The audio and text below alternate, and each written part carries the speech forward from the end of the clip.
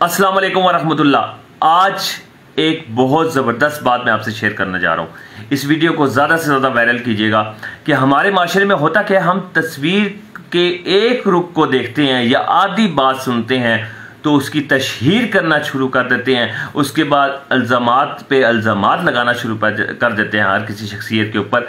तो हमेशा कोशिश करें कि वो किस एंगल से किस वक्त कौन सी बात किसी ने की है।